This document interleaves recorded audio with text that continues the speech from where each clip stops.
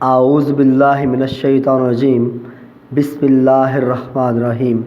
السلام علیکم، میں ہوں آپ کا مدرس مسعود احمد طاہر۔ آئیے آج کے لیکچر کا باقاعدہ آغاز کرتے ہیں۔ عزیز طلباء، آئیے اب اس سبق کا مختصر تعارف جانتے ہیں۔ سبق پاک چین دوستی میں مصنف نے پاکستان اور چین کی اٹوٹ دوستی کا ذکر انتہائی مدلل اور مؤثر انداز میں کیا ہے۔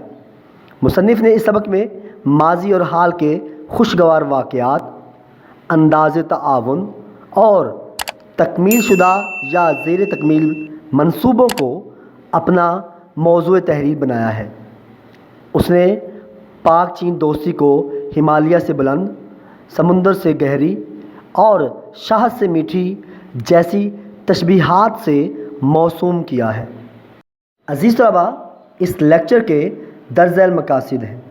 پہلا مقصد طلباء کو ہمسائے کی اہمیت بتانا ہے۔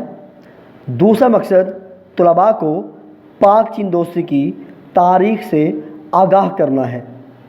تیسرا مقصد طلباء کو شاہراہ ریشم اور پاک چین اقتصادی راہداری منصوبے کی افادیت، ٹھوس حقائق اور مثبت اثرات سے آگاہ کرنا ہے۔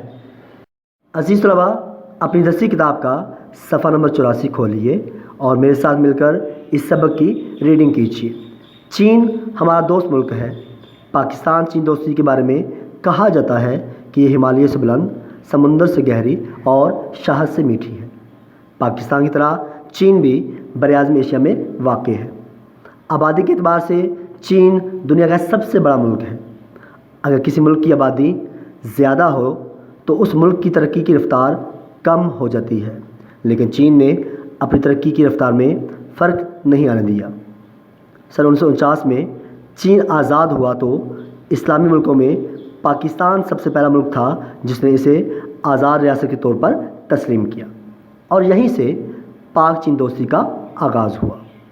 دونوں ملکوں نے ایک دوسرے کے ملکوں میں اپنے اپنے سفارت خانے قائم کیے۔ چین نے مشکل وقت میں ہمیشہ ہماری مدد کی۔ سن 1965 کی پاک بھارت جنگ میں چین نے ہمارا بھرپور ساتھ دیا۔ چین نے ہمیشہ ایک اچھا ہمسایہ ہونے کا ثبوت دیا۔ ہمارے مذہب نے بھی ہمیں سکھایا ہے کہ ہمسائے سے اچھے تعلقات رکھے جائیں۔ اسی لیے چین سے ہماری محبت کبھی کم نہیں ہوئی، بلکہ اس میں روز بروز اضافہ ہو رہا ہے۔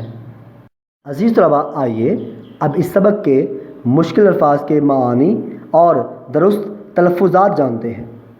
پہلا لفظ ہے بر اعظم۔ بر کہتے ہیں خشکی کو اور اعظم کہتے ہیں بڑے کو، تو بر اعظم سے مراد خشکی کا بڑا ٹکڑا ہے۔ دوسرا لفظ ہے ریاست، اس کے معنی ہے ملک۔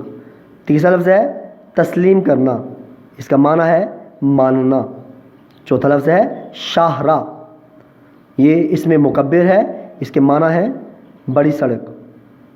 پانچواں لفظ ہے ثبوت، جس کے معنی ہے دلیل۔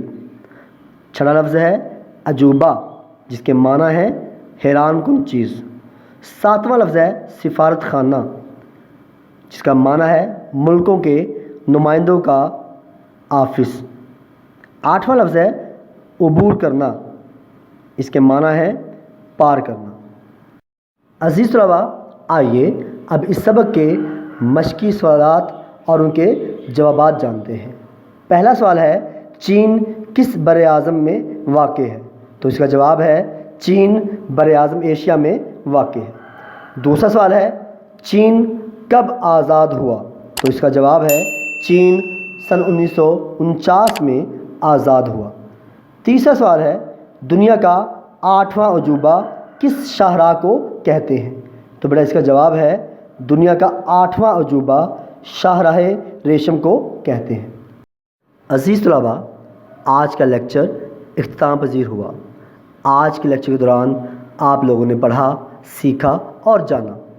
سبق پاک چین دوستی کا مختصر تعارف، تدریسی مقاصد، سبق کی ریڈنگ، مشکل الفاظ کے معانی اور مشقی سوالات۔ پاک ریزن ایجوکیشن سسٹم کے نونہالوں، آج کے لیکچر کے بعد آپ لوگوں کا ہوم ورک کچھ اس طرح سے ہے۔ زبانی سرگرمی میں آپ نے سبق پاک چین دوستی کے مشکل الفاظ کے معنی یاد کرنے ہیں اور مشقی سوالات کے جوابات یاد کرنے ہیں۔ بیٹا تحریری سرگرمی میں آپ نے سبق پاک چین دوستی کے مشقی سوالات کے جوابات تحریر کرنے ہیں۔ بیٹا آئندہ لیکچر تک کے لیے اجازت دیجیے، انشاءاللہ نئے لیکچر کے ساتھ دوبارہ ملاقات ہوگی۔ تب تک کے لیے اللہ حافظ۔